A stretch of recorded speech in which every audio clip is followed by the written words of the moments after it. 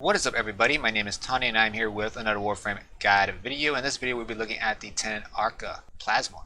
So I do have two builds for you guys. The first build would be the Riven version, and when it comes to crits on this weapon, I don't really recommend using crits if you guys are planning to use this on high levels, because it just hates crits so much. Even though I think the regular Arca Plasmor likes crits, I'm not really sure.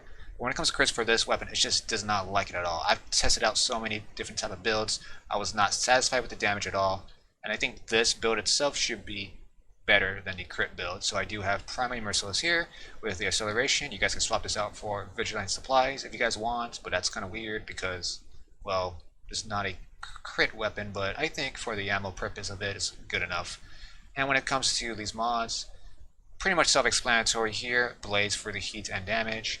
And I do have the Seve here for the status chance as well as extra damage. Riven has 83% damage with Corpus and Toxin, which is pretty decent enough. And I do these type of status, Corrosive Radiation Blast. Here is the second build. I do have similar to stats on that, except I do less damage, but it shouldn't be self-explanatory. It's basically without a Riven. Okay, so we would test out my first build against level 180 Heavy Gunners. At first, it would start off slow, so give me a minute here to increase my damage output when I kill at least one or two of these guys. Alright, so after killing like 4 or 5 of these guys, this is the damage output now. It's pretty decent.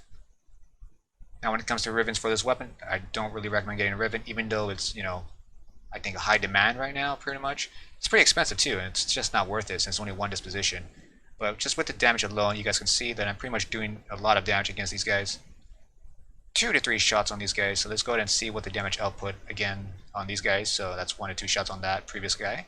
With this one, 3 shots.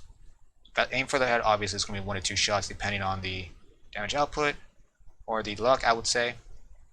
And just like that, pretty much good damage right there.